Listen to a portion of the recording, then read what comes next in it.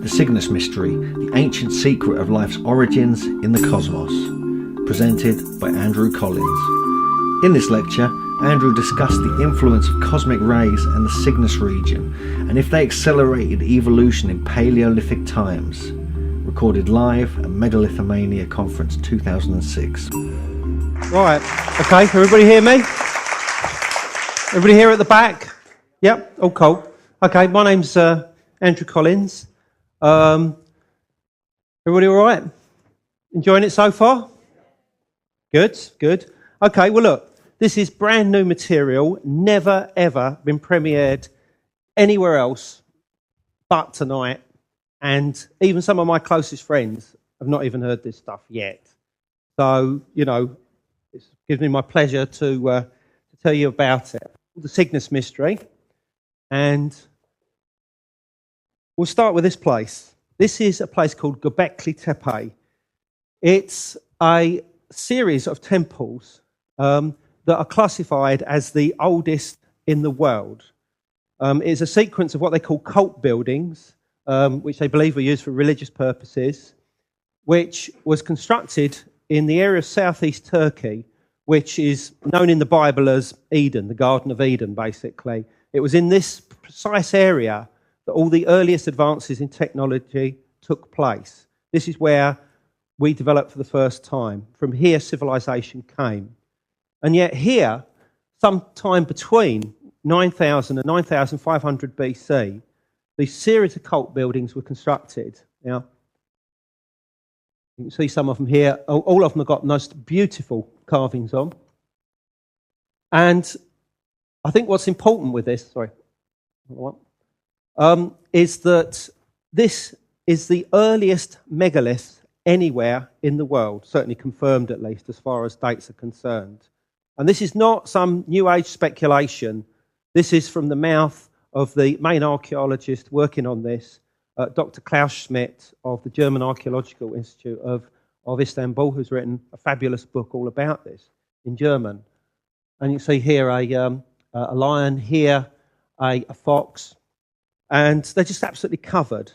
Now, everything else that comes from this, Stonehenge, Avebury, Callanish, Karnak, all the rest of it, all derives from here, because eventually, after a couple of thousand years, the stone pillars that were essentially roof supports, because these are subsurface structures, become more and more cruder until they just become standing stones. So this is very strange. They start off looking like this and become more cruder as the millennia pass by. Next slide, please. Now, just to put this into perspective, we're talking about an area here. Here's Gobekli Tepe in southeast Turkey. And here's Iraq. Obviously, it was in this area where the Sumerian and Akkadian civilizations flourished, almost certainly as a result of what went on in this area, which they call Upper Mesopotamia or Kurdistan, or as I said, southeast Turkey, branches into Syria as well. And this isn't the only temple. There are a series of these cult buildings out there. Just within the past 2 or 3 years, they started investigating a brand new site, which is probably going to prove to be the mother lode of it all, about the size of about 2 or 3 football pitches, a place called Karahan Tepe. And here again you see these pillars, this one with this sperm-like serpent along the side. And this one is so recent that it's not even been excavated here. All of the subsurface, or I'll just go back to the previous one. Right. All of these are subsurface things which, up to this point, have not even been excavated. And you can see here this stone, like the other ones, they could call them roof supports, roof pillars, but, you know, who actually knows? There's a lot of symbolism involved in them. And you can see here, there's a second delay in theory with all of these. This particular site, as I said, that's basically what it looks like. But there is a series of stone rows that are orientated perfectly north at this site. And this was the first thing that started getting me going, because myself and my wife Sue were out there 2 years ago, And I was looking around at these sites thinking, who the hell built these and what the hell was going on in their heads? You know, it's so unlike everything else that was going on in the Middle East and Near East, which includes this area, Asia Minor really. And there's something very profound happening here. These are religious structures. Klaus Schmidt, the archaeologist, said that he believes that they were constructed to honour some kind of non-terrestrial being, although he doesn't really go on to describe it any further than that. And this really, really got me thinking. And when I came home, you know, I said, right, I'm going to have to try and find out what made these people tick, who they were, what their interests in, what this non-terrestrial being was, and where all this was going, basically. What was going on 9,000, 9,500 BC, particularly if this was the genesis of all other megalithic cultures around the world. Well, one of the most important clues was this site here. This is the ruins of a place called Haran, an ancient city of a pagan culture or race by the name of the Sabians. Now, they thrived all the way through until the time of the Muslim invasion, the 7th century, and Haran survived through until the 13th century when it was completely razed to the ground by by Genghis Khan and the Mongols. However, what's important about this is that these Sabians who thrived here are also the Chaldeans of the Bible, these ancient astronomers, astrologers, you know, these wisdom bringers, had a cult to do with the stars. And not only did they honour the most obvious ones and the planets, but one of their key cults was the so-called mystery of the North, where they would honour the primal cause, their idea of God itself, in association with the North, in association with the pole star. Next slide, please. Okay, now, as I said, the Sabians are no longer with us, but various peoples who came or derived from them do exist today, including these people here who still call themselves Sabians, the Mandaeans of Iraq and Iran, who are a Babylonian-based religion with some Christian overtones, mostly associated with John the Baptist and baptism, which you can see here going on, and associations with the Holy Spirit seen by them in the form of this dove. And amongst the rituals that went on until recently associated with them was the fact that they would face the North Star, there's another name for the pole star, and they would release a dove at the same time that they would sacrifice a sheep and also sacrifice another dove as well, and that doves and pigeons were sacred to them, and that this dove was released to go towards the heaven, the place of their God. So these people too revered the North Pole, not only as the place of their God, but also heaven, the place of the afterlife, where it was said that their afterlife existed beyond the North Pole, or the Northern Star. Next slide. These people are known as the Yazidis, angel worshippers in northern Iraq. They too, although they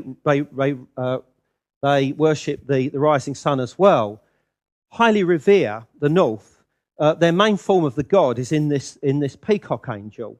And what I neglected to mention is that Sabians also would sacrifice cocks to the North, the mystery of the North, and that a Shiite Muslim sect known as the Brethren of Purity, who were also derived from the Sabians, also had these cult buildings where all of the windows were shut off, all facing the North and the North Star. And they too would sacrifice cocks. And this bird theme starts to recur, as you will see. But the Yazidis, as I said, they worship angels, but they also worship the North Star, and we'll have reason to come back to them later on. This is imagery from their shrine in northern Iraq, a place called Lalesh. And so something started going on in my head. All of these people derive from the Sabians, essentially, and the Sabians are in exactly the same position where many thousands of years beforehand, all of these cult buildings constructed by the so-called pre-pottery Neolithic peoples, were also seem to be focused towards the north. The stone rows that you saw are focused due north. Virtually all the cult buildings at Gobekli Tepe and at various other sites, Navali Kori, Keonu, all honour the north. Not all specifically, they're all roughly generally in that direction. You know, their altar-like area was in the north. Now, could it be possible, just possible, that the Sabians were actually descended from the early Neolithic peoples in this world? And I would certainly not be the first to suggest this. I've already done so in earlier books anyway. But what's important is that Professor Mehdi Azidi of New York University looked at the cult of the Yazidis and saw certain links in their symbolism to various stuff to do with the Neolithic peoples of the same region. And, for instance, we find that a Neolithic city at a place called Çatalhöyük, which is in southern central Turkey, created by a people slightly later, but unquestionably from the same ilk as those that built Göbekli Tepe, etc., that their whole cult revolved around the dead and the idea of excarnation, of putting out human remains on wooden towers, which you can see here, portrayed only on the north and sometimes on the east walls, but particularly the north in Çatalhöyük. And the symbolism of this is very, very simple. Here you have a headless person. Here you've got two vultures picking the body clean. Vultures were very, very important to their cult. But here you have two vultures that are taking care of a head. They're acting as what you would call a psychopomp, a soul carrier, that will accompany the soul of the dead, seen in the form of a head, into the afterlife. And this is associated, as I said, with the north, but also with the east. But the reason why they could also be interested in the east is there was a volcano in the east, which they also revered as some kind of entity. Next slide.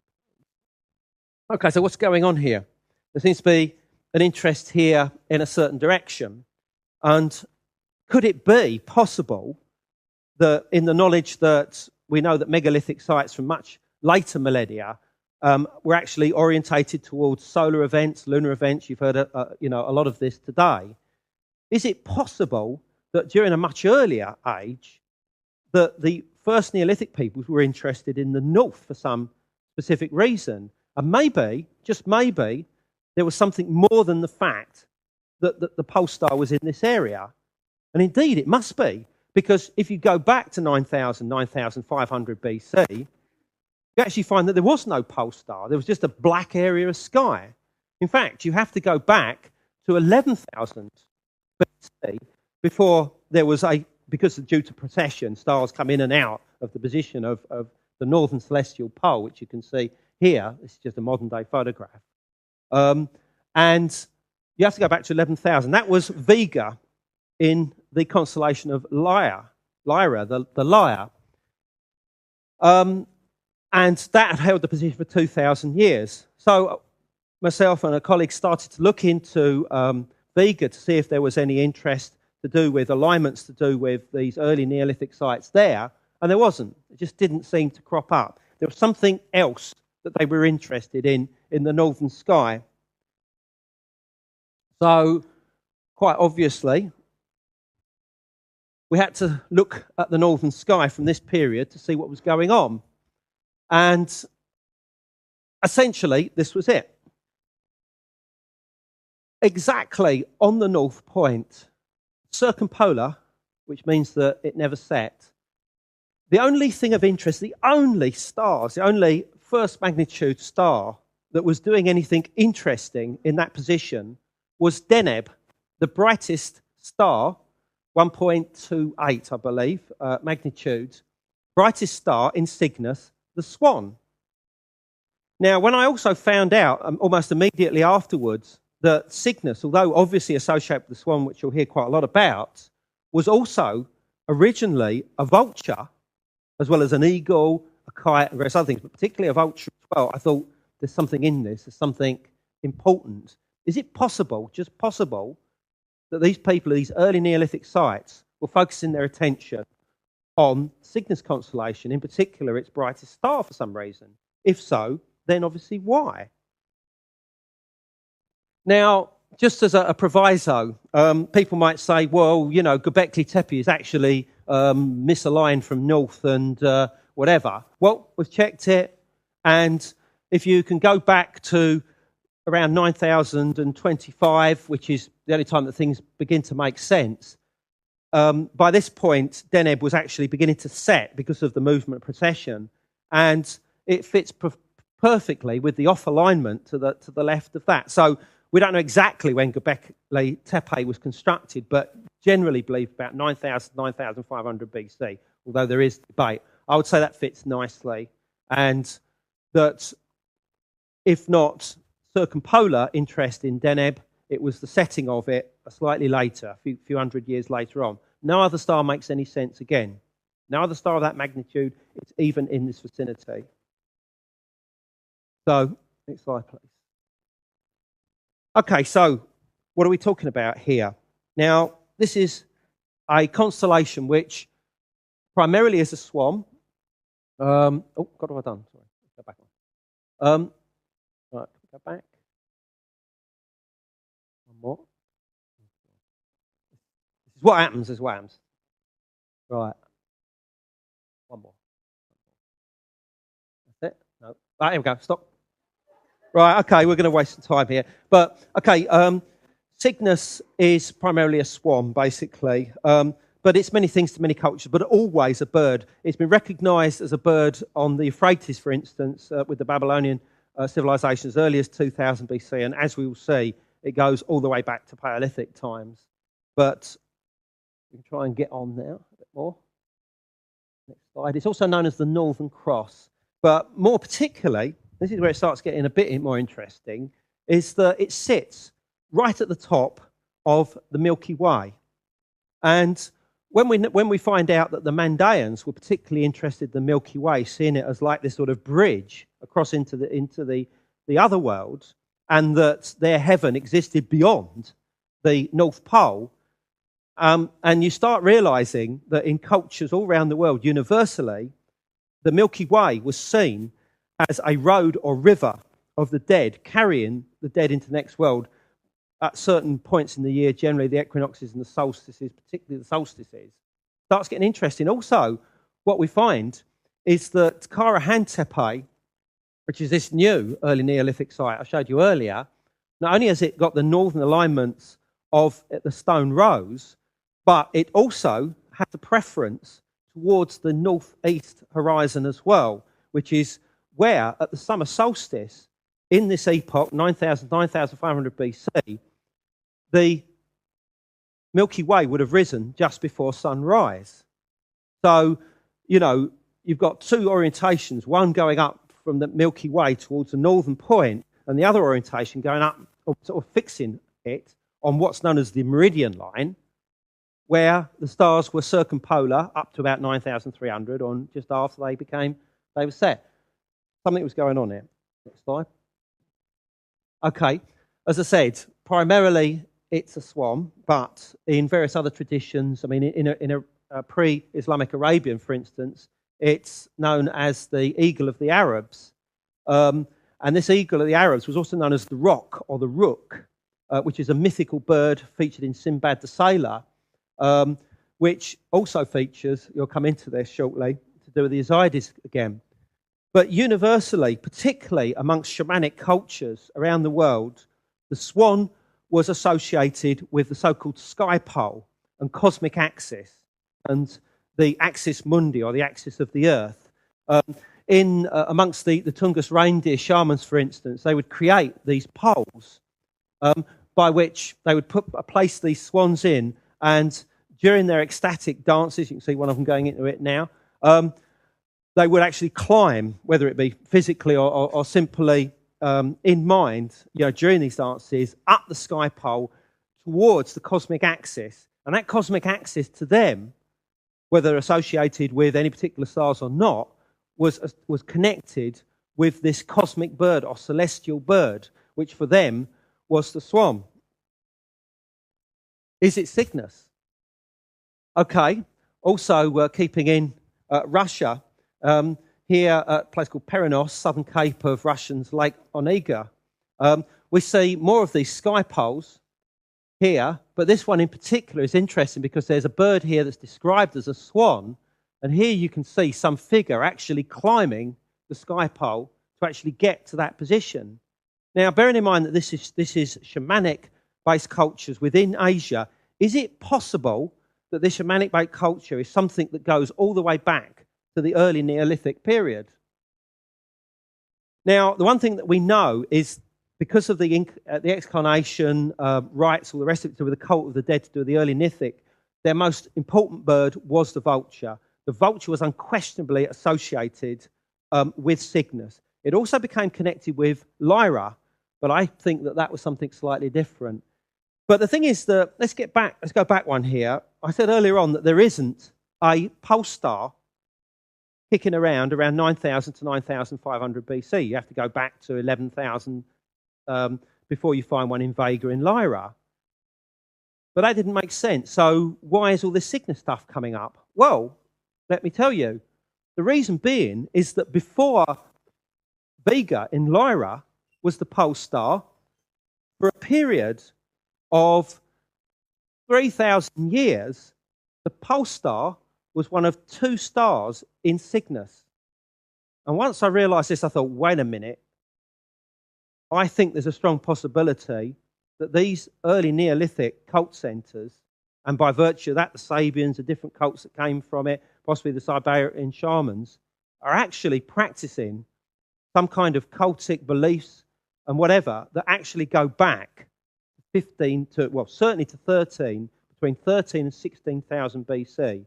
In 16,000, Deneb, the brightest star, became the pole star through to 15,000. And from 15,000, it moved too far away, and its position was taken by a lesser star in Cygnus called Delta Cygni. And that retained it until 13,000, and then Vega took over. And I was beginning to think that all of this was coming from a much earlier age, even before Vega became pole star. And all of this was Paleolithic. And, I mean, even amongst the earlier Neolithics themselves, they had these totem poles. Two of them were found at a place called Navali Kori, and they had vultures on the top of it. Not a very good representation of a vulture. This is a reconstruction, suggesting that, this was coming from a much earlier age. We talked about the Yazidis, the angel worshippers, earlier on. They have this thing which they venerate in their personal services, very private services, called a sanjak, on the top of which is a bird which Professor Mehdi Azizdi associated with a particular bird that remains were found in association with cultic practices by the early Neolithic peoples dating to 9,000 BC in this very same area. This bird here, like some sort of grouse or something like that. And that here is the bird foot symbol, which is associated with that bird. And they use that, they put it in tattoos and the rest of it. And quite clearly here, you've got the what they call the sky pole with the cosmic bird on top. This is the cosmic axis again. And this is a form of their god, Kuda, which is just Kurdish for God. But the bird is actually known as the Anfar, and it's a form of the rook or rock, the very bird associated with Cygnus. Also, the bird foot is very important. So the thing is I thought, well, okay, if these beliefs are Paleolithic, the only way that I can show that they are is to go to the American continent, which in theory was landlocked after the Berengia land bridge was flooded at the end of the last ice age. And in theory, although we all know it's not precisely true, that all of the native peoples, in theory, remained in isolation through until the time of discovery. Although we know that that's not true, it would be a good case to try and see exactly whether these beliefs to do with Cygnus were present there. Well, for instance, many different cultures, tribes in America, including the Blackfoot of Montana area, venerate something called the Wolf Trail, which is a representation of Milky Way, as you can see here. And right in the middle of this, and this was they actually put this on their battle shields, is this cross, which some have suggested, and I would go with, represents the cosmic axis and almost certainly the cross stars of Cygnus itself. And also various triads, the Skidi Pawnee being one prime example, venerated a constellation associated with the death and afterlife known as the bird foot or the turkey foot. Remember, that was the same symbol that Yazidi in the Near East also venerated. And it is almost undoubtedly Cygnus, which you can see here. People have tried to show how it is actually shown. But I mean, does this go back any further? I mean, obviously the tribes that were there at the time of the conquest, may have got it from somewhere else. Well, we find that we have this Cygnus interest amongst the Hopewell peoples who first really rose to prominence during the first millennium BC. This is a place called Great Circle Newark, which you can see up here with snow. Here it is on a map. This is orientated towards the midsummer sunrise. It was created around 100 BC, and smack in the middle of it is something called Eagle Mound, which is orientated directly between that gap. And that's obviously interesting in itself, being a bird, although some people have said it's a bird foot, i.e. the bird foot symbol.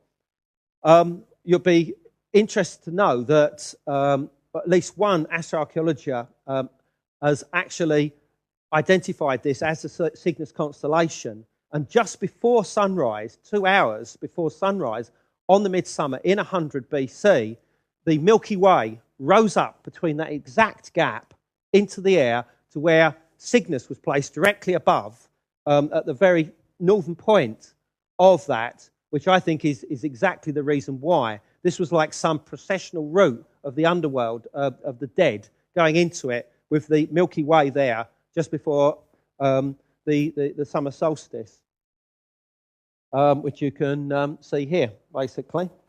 So this is the Milky Way here with Deneb up on the top here, just before sunset, about 2 hours before. Okay, if we move into Central America, the Olmec peoples would also appear to have venerated Cygnus in association with Ursa Major. The whole sparring that they do around each other, around the pole star from around 2000 to 1000 BC, would seem to have been represented by them in the axis orientation. Oh God, what have I done? The axis orientation of the here we go again. Oh, okay, that's fine. In the axis orientation, which is orientated primarily to do with one of the stars or the central bowl of stars in Ursa Major, but one of the mounds associated with this is orientated specifically on Delta Cygni, which was a star called Sadir, which is right in the centre of the cross design. We'll see it again in Cygnus. And the work of Marion Popenoe Hatch, an archaeoastronomer America who's been working on the Maya stuff for 20, 30 years, has written a load of good stuff on this. It's very, very important. She also identified Cygnus and its unity with Ursa Major on these images of so-called were-jaguars, which are found amongst the Olmec. Cygnus was represented by something which you can only just see here, I'm afraid, which is known as the cross-band symbol, which is like the St. Andrew's cross, and that she's identified these jaws, the shape of the jaws, as the central four stars of Ursa Major, and that these were-jaguars, as she referred to them, in her belief, represent the night sky, their spots representing the stars. This was basically their ultimate symbol of the night sky. And so, in other words, the Olmec revered these two constellations, according to Marion Popenoe Hatch, more than any other, Cygnus and Ursa Major, in association with each other. Now we come on to the Mayan stuff. Now, we could go into this for hours, but this is the Mayan world tree, at the top of which there is a bird known as seven macaw. Usually this is identified without any good reason at all as the stars of Ursa Major. Ursa Major is nowhere near the Milky Way. The writers of a fabulous book called Maya Cosmos a few years ago identified this cosmic tree amongst the Maya as the Milky Way. So why is Ursa Major right at the top of it? So what I've proposed, and various people are coming around to this way of thinking now, is that it is unquestionably Cygnus sitting at the top of the T as the top of the cosmic axis here. By the way, this represents the road into the underworld. This is the so-called line of the ecliptic, which is where Sagittarius and Scorpio meet the Milky Way, marking the point where the sun crosses it, and below which, in theory, is the underworld. Next slide. So that's Mexico. We could stay there a lot, but moving into the Incas, this is a representation of Cuzco as the terrestrial puma. And recently, a colleague of mine by the name of Giulio Magli, an Italian archaeoastronomer and astrophysicist, has identified the dark region right at the top of the Milky Way, where the stars of Cygnus sit, as a celestial form of the puma of Cuzco. Cuzco itself was the centre of the rites of the Inca, which I've got a picture of one of their rites coming up here, which is all held at the winter solstice. Bear in mind it's south of the equator here. And that even though this is south of the equator, they still revere the north as the place of their afterlife, the place of their gods, the place where they will go back ultimately in death via the cosmic axis. The terrestrial form of that, the so-called axis mundi, is represented by a puma. The celestial version of it is represented by the dark cloud region where Cygnus is. So it goes without saying that therefore the puma on the ground, in theory, if Giulio Magli is correct, represents an overlay on the ground of the stars of Cygnus. Okay, we'll come back locally now for a moment. And, okay, all the Cygnus stuff is interesting, but how does it relate to anything around here? Well, in the 1960s, Alexander Thom, who you've heard a lot about today, went to Avebury. He'd already done dozens and dozens of other stone circles around the world, finding solar, lunar alignments and obviously stellar alignments. So what does he find at Avebury? What he finds is that the central axis, which goes to the north-northwest, is aligned perfectly on the setting of Deneb, the brightest star in Cygnus. Now, what's interesting about this is Gerald Hawkins, the writer of Stonehenge Decoded, which was published in 1967, heard about this and actually wrote about it. He didn't understand why anybody would be interested in such an insignificant star, the 18th brightest in the sky, in Deneb. And they must obviously have been facing towards the other side, towards the south-southeast, and that they were looking at something to do with Venus or whatever. He just couldn't understand why a much more subtle star like Deneb, but if he'd have realised that Cygnus is so important, it would seem, amongst shamanic societies even today, but also it's present there in prehistoric ancient sites, sacred sites in other parts of the world associated with these most incredible complex cosmologies, he may have thought twice. We're going backwards here, aren't we? Right, there we are. We've checked it all out for the exact time period, 2600 BC, and it works absolutely precisely. Next one, please. Right, but what's also interesting is, I don't know if any of you knew, but there's actually carvings on one of the stones at Avebury. I didn't know it either until I read an interesting book by John Wakefield, who many of you know from the crop circle world, did a lovely little book on local earth mysteries. And his interpretation of that carving, of which I've redrawn it here, is of what he called a swan serpent. Here you can see quite clearly the whole head and neck of it. There it is. See it? See the head, the neck? That's exactly that. And there is another one up here which seems to be more circular. And some people I showed this to says, oh, it could be the two inner rings of the circle. Now, this is in the Kennet Avenue, surviving stones to Kennet Avenue, and that it's stone 25S. But anyway, coming on to a more wider landscape. Okay, Aubrey Burl said that Avebury was primarily a place of the cult of the dead, right? He wrote loads of stuff about this, rebirth as well, and that this axial alignment was very important to them, even though he dismissed the Deneb Cygnus alignment.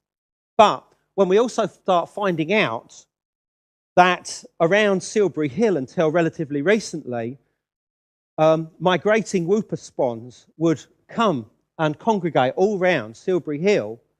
They would arrive in late autumn, around the beginning of November, go back to their breeding grounds in the Arctic to the north, right? At the beginning of February, time of the Feast of Bride, the goddess of the white swan, start taking note. You think, why is Bride? Well, I can't go into Bride today, I'm afraid, because we just have not got time. But what's interesting is that there is a whole tradition in Britain and in other parts of Europe and in Asia that swans, just like the vultures in Near Eastern tradition, that swans carry the souls of the dead into the afterlife. And that afterlife is north beyond the north wind, is one quote that I had from somebody in Scotland who learnt this from their parents, and it was always fun. And it was said that when the swans leave in the spring, if you're still alive, or an elderly person still alive, they'll be okay at least until the swans come back. Now, is it possible that at Avebury there was some cult of the dead? It was associated with Cygnus, and it was associated with carrying the souls into the afterlife, into the north, associated with the swan? I think so. But there's plenty more. Wayland Smithy. This is not the only place. There are loads of places all connected with Cygnus. Wayland Smithy, Professor John North, University College of London, wrote a book called Stonehenge and other Neolithic monuments, came to the conclusion that the main alignment of Wayland Smithy, although not the only one, I must point out, was towards the setting of Deneb, the brightest star in Cygnus. But what's important here is you've got folklore connected with swans as well. It's the place of Wayland the Smith. Wayland the Smith takes the form of a swan. I think we've got the picture of the Frank's casket here. Here's the images going on here. His brother Aigul catching the swans for him so that he can make a swan feather coat so that he can fly away from the evil King Nuthud back to his wife was a swan maiden. This symbol here, which you can see here, it's a rune, Elex, or however you pronounce it, represents a swan maiden. Swan maidens are indelibly connected with the cult of the swan throughout Asia and also during in Europe, particularly in Northern Europe, and are associated with so much folklore and tradition to do with the Night of the Swan, swan maidens changing into swans and back again, all the rest of it, stuff which I can't go into here. But it's not even in Britain. Go to Ireland. These lads here, Anthony Murphy, Richard Moore, something called the Cygnus Mystery, www.mythicalisland.com, coming over to the Questing Conference in October, right? They saw that there was a lot of folklore to do with this mythical character called Angus MacOg, associated with Newgrange here, and that he was transformed into a swan because he fell in love with a swan maiden, so they both flew off and lived here happily ever after in the form of swans.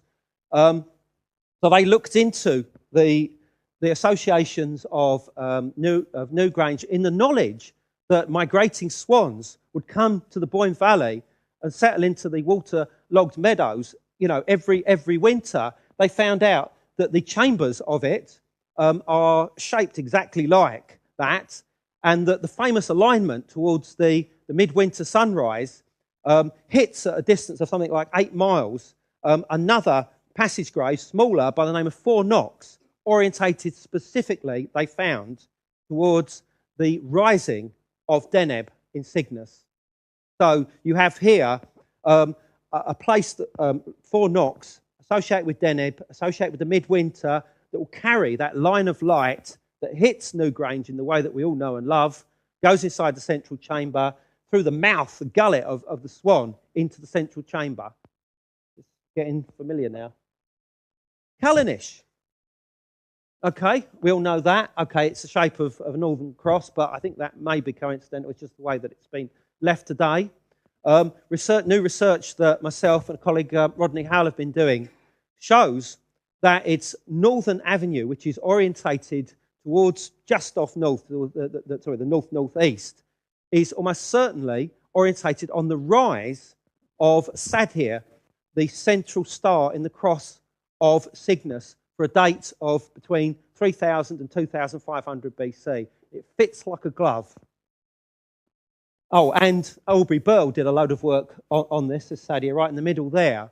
Aubrey Burl did a lot of work. He concluded that Callanish was associated with a cult associated with water, which is what you get to if you go north from there along this alignment, and associated with waterfowl. There's a whole legend about it being constructed by this priest king arriving in mallard feathers. Right? Okay, now we come to the Egypt. Could spend a whole lecture just on this. But we started to look into this, to see whether there was any associations there. Now, the oldest god of the dead, associated primarily with the Memphis necropolis, of which the most famous part is Giza, which was known in ancient time as Rostau, the mouth of the passages, was Sokar, a falcon-headed god, which you can see here connected with this underworld realm known as the Duat, here upon this serpent on this island and whatever. Okay, now I found good evidence that Sokar can be linked directly with a constellation in the northern group, so-called northern group of constellations, which first appear in their full form in the tomb of Senmut at Deri Bahar, near Luxor, dating to about 1490, 1468 BC. That this guy here, who is a falcon-headed god, you can see here spearing this ox thigh, which has been universally identified as Ursa Major, who is the sparring partner of Cygnus, that is unquestionably Cygnus, and that I can identify Sokar with Cygnus. And if that's the case, then that means that we can associate Cygnus with the Giza plateau. Now, before I'll say this, and this is probably the most controversial bit of the whole lecture here, is that my colleague Rodney Hale just had a brainwave one night. He was just lying in bed, couldn't sleep, and he just thought, I know, just for a laugh, I will try and overlay the stars of Cygnus over the pyramids and just see what happens, basically. And lo and behold, they are actually more accurate than those of Orion. The green ones are Orion here, the 3 belt stars of Orion. You can see that that's off to one side. And this is done from proper photographs that have been checked 3 to 4 times with different photographs. And you can see that the 3 cross stars, the crossbar of Cygnus, works perfectly with it. Not only that, but one of the other main stars of Cygnus, Beta Cygni, down here, is on this very curious mound known as Jebel Gibli, which some have associated with like a primeval mound of creation. And I shall have a lot to say about this in the book and what it means, basically, and its associations with the cult of Sokar. But here it is, just you can see here, because this isn't just the only possible links with Giza, because around 2600 BC, so a quite standard time associated with the construction of the pyramids, a line from Giza towards the rising of Deneb takes you straight through one of the oldest parts of the cult centre of Heliopolis, which is where there is a load of cemeteries going back to Old Kingdom times and almost certainly older. A place called El Matreya. There's a very, very old sacred oak there and a holy well that's very important as well, which is Ain Shams, how Heliopolis, Ain Shams, the same place. It's an Arab name, means, you know, the eye of the well, basically. And if you take another line directly in line from the three pyramids towards the setting of Deneb, it's also precisely on it, and they are therefore, if instead of setting, the stars continued on, they would fit exactly. Now, I think that we're stretching a little bit of the imagination here to say that this is all just purely by coincidence, particularly as exactly due north of Giza is a place called Auxim, with the old Greek place Letopolis, and this is due west of Heliopolis, and this was known as the Ox-thigh Nome, which, and that's basically its symbol, which was the symbol for Ursa Major. Ursa Major and Cygnus are always linked together. They're old sparring partners. It's also in North America. I didn't even get onto that, to do with bear effigy mounds and bird effigy mounds working together. And they essentially form this line across the landscape to the horizon, up to the northern sky. You can see here Cygnus, which I associate with Sokar, and here's Ursa Major. There's the celestial pole. There was no celestial pole right at the time of the Pyramid Age. It was there just beforehand. It was Thuban in Draco, but it had gone by the time of the building of the pyramids. They needed some way of finding north. I try and show that this is associated with the ancient ceremony, foundation ceremony of the stretching of the cord. Detailed for here.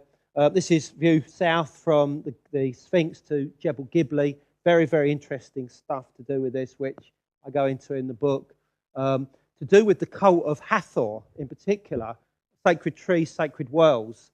And this is obviously an obvious image of Nuit, the sky goddess, and Geb, the earth god. And this little fella on the left is like the totemic form of Geb, known as the Great Cacula. It's a goose, brought the universe into creation, according to ancient Egyptian myth, when not associated with gods like Amun and Geb and Atum. This bird is generally changed and becomes the Bennu bird, which is associated more with the heron and the white heron and things like that, are the ibis at another cult centre in Egypt. But they all basically do have the same function. Now, who is this great cacula? We've got another bird here. Sorry, there's two gone through there. Go back one, please. Right. Okay. Right, let's start on that one. Now, Dr. Robin Wells, American astronomer, did a lot of work on ancient Egyptian astronomy. He identified Nuit arching herself over the sky with the Milky Way. But he highlighted the fact that her exact point of her birth canal are the stars of Cygnus, and associated the whole thing with cosmic birth, the birth of Horus, at the time of the winter solstice. Solstices crop up an awful lot in connection with Cygnus, whether it be the summer or the winter, whether north or south of the equator. And he connected this association with Cygnus with the sun temples that were built at Abu Sir.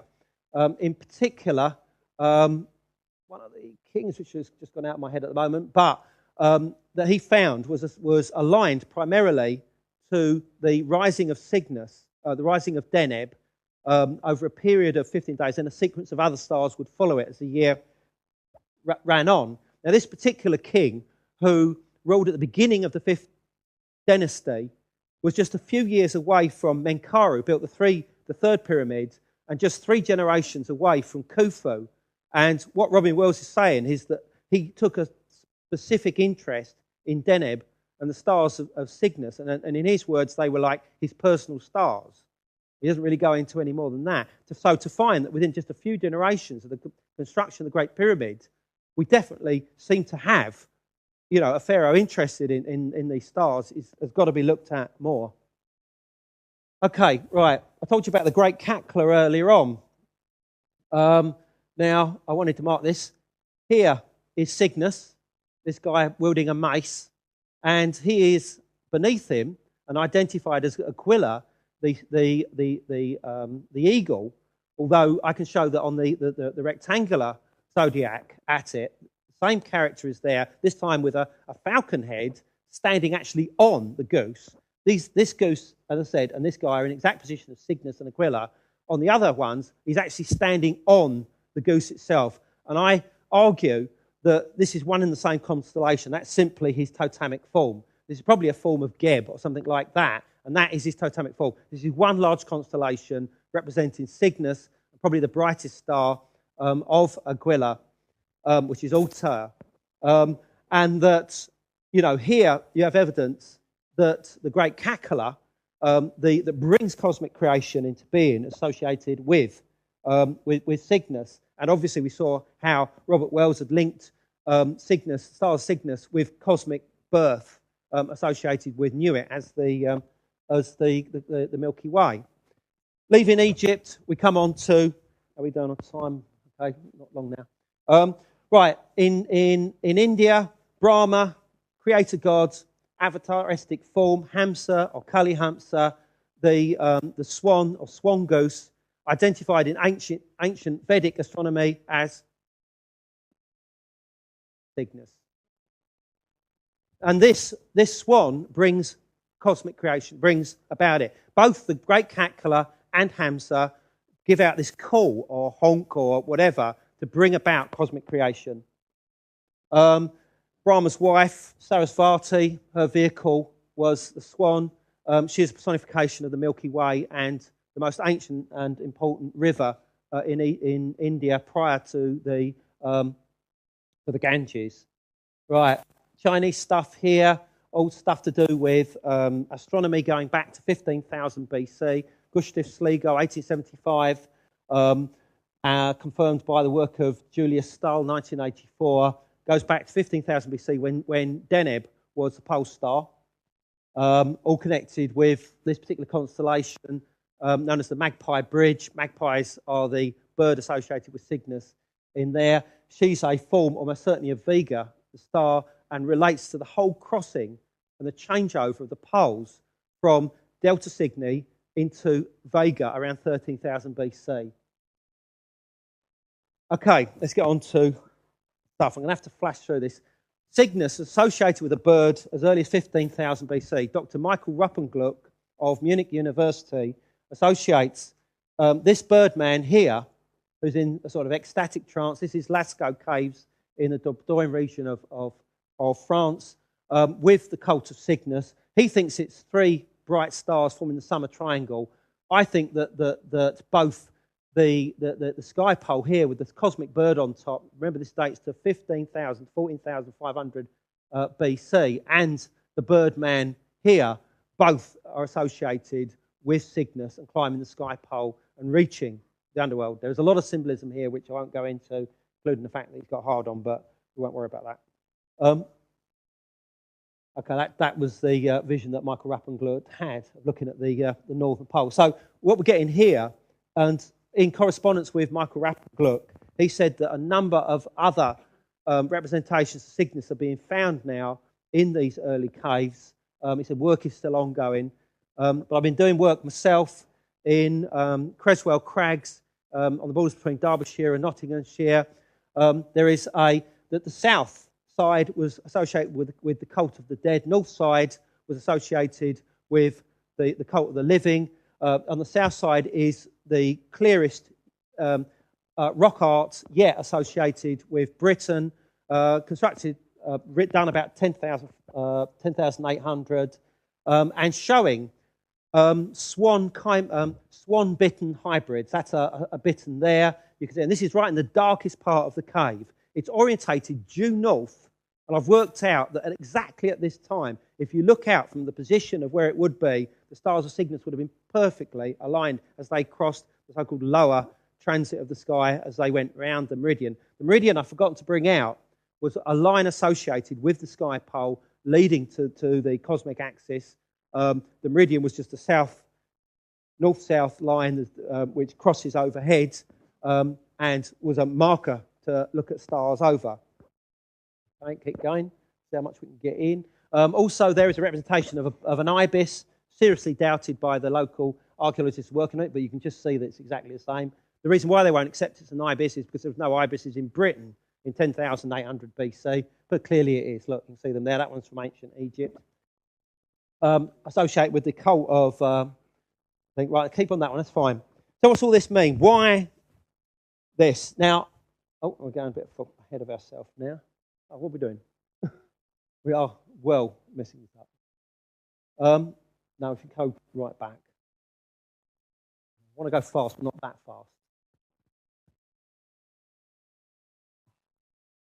Please? I'm trying to go back here.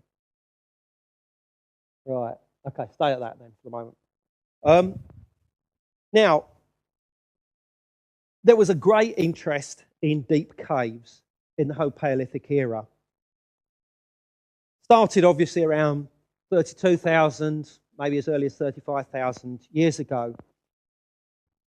Certain level advance, and then it stayed relatively the same until around 15,000 BC, and there was a dramatic interest that rose up in the use of deep caves. And we're talking up to a mile deep, and the most sacred art would be found down there, and basically nowhere else. I mean, these places are being found now. They're in such obscure places. Why did these people want to go down to such depths to create their art? There are a number of reasons. But, I mean, I managed to rule all of them out, other than the fact of supernatural agencies, perhaps telling them to actually go down there, go down to the deepest parts.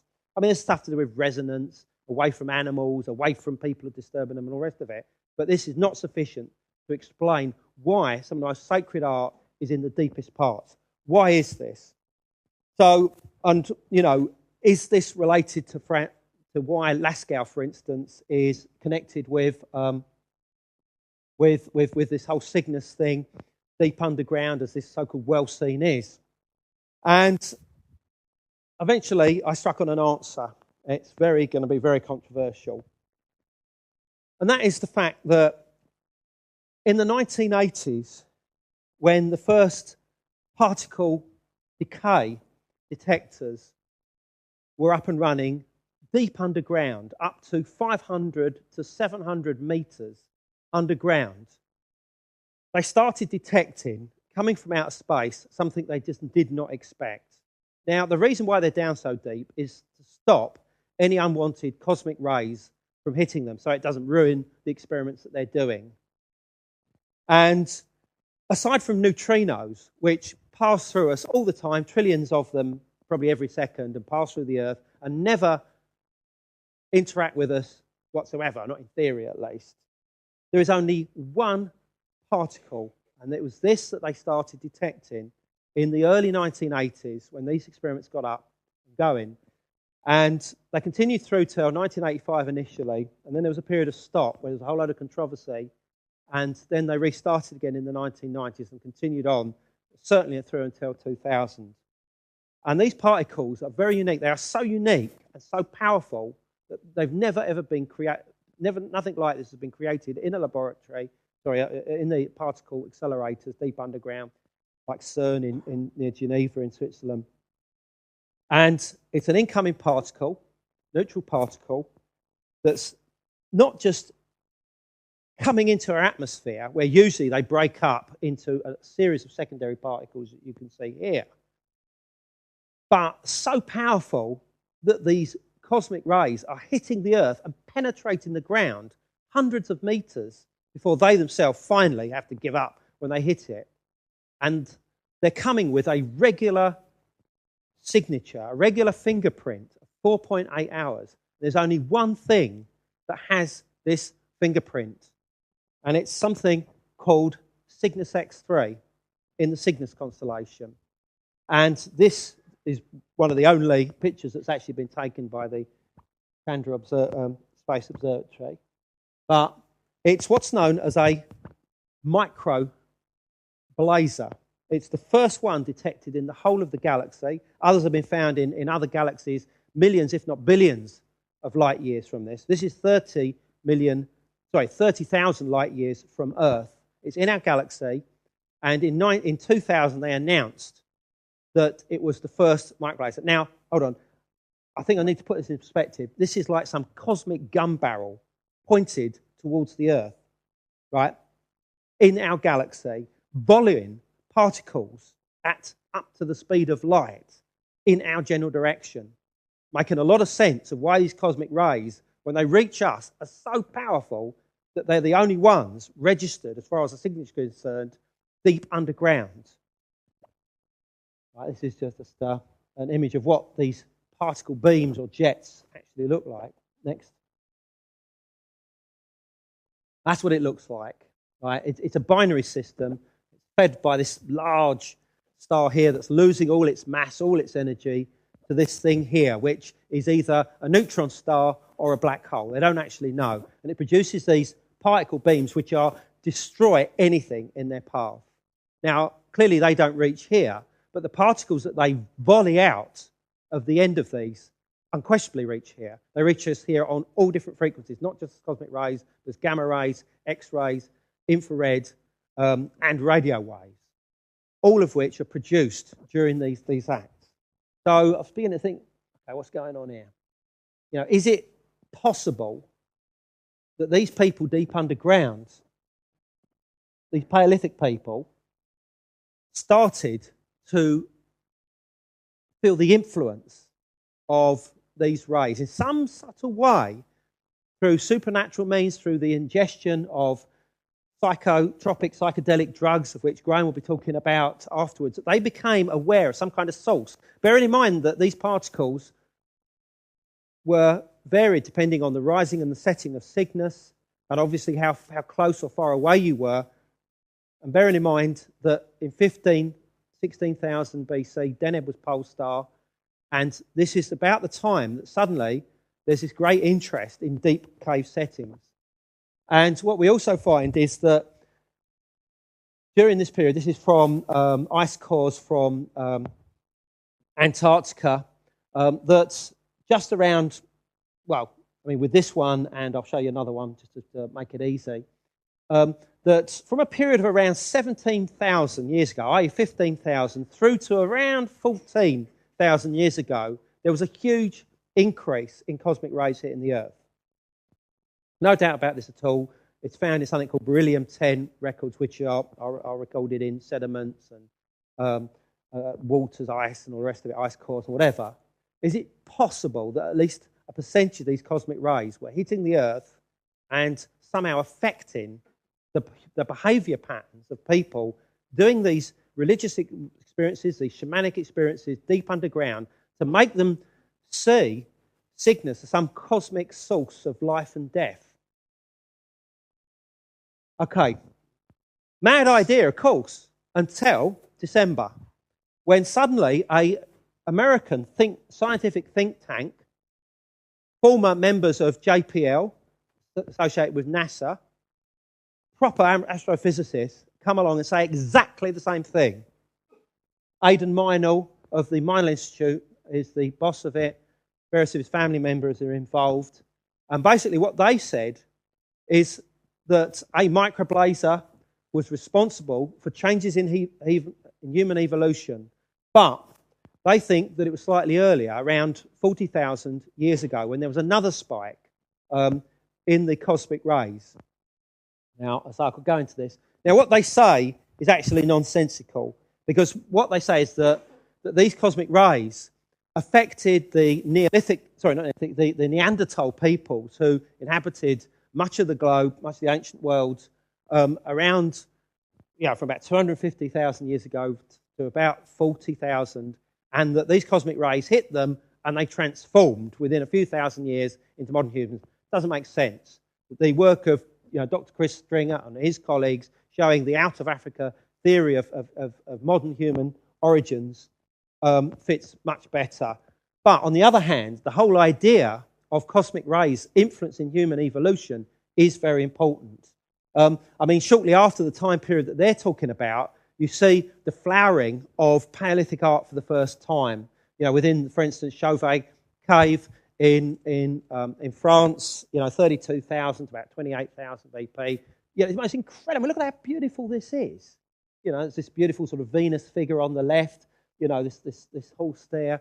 Was something going on? Was these people's brains being influenced? And bearing in mind that the only particles going underground, deep underground, other than neutrinos, are those from Cygnus X-3. is this got something to do with why all these cultures around the world start to recognise Cygnus as in some way associated with cosmic life and death and the place of the afterlife? I'm beginning to think so. But their candidate is different to mine. They searched in Cygnus and said they couldn't find anything, which I think is a huge oversight. So they went next door into Draco, which is there's Cygnus up here. This is the Great Rift, part of the dark region of the Milky Way. And they start to look in here. So it's just next door. Now, everything I've said really still works, but their candidate is something called the Cat's Eye Nebula. It's the exact position of the North Ecliptic Pole. Unfortunately, however, and I can't go into the arguments now, it's just too long, all planetary nebula theorists say that what the miners say is rubbish, that this is just too weak, there is no evidence that it's ever been throwing cosmic rays in our direction, and that what they're saying about it just does not fit. And we're talking the top planetary nebula spectres. I've spoken to them, and they're not happy. They like the idea that cosmic rays may have been hitting the Earth, but it's certainly not coming from there. But the miners staunchly support the Cat's Eye. I staunchly now support Cygnus X-3, and there's a war on our hands. And they are, they've now actually accepted that Cygnus X-3, but because of my work, is a candidate. But they then go on to dismiss it in their lectures, supporting once more the Cat's Eye. And there'll be plenty of this on my site. They've criticised my Cygnus X-3 stuff. I've answered all their criticisms without any problems. And that's basically it. And so we have a war on our hands, and everything will be revealed in October when this book comes out by Cygnus Mystery. See you soon. Thank you.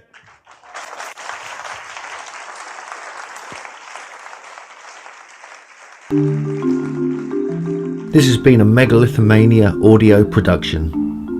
For more information, visit megalithomania.co.uk.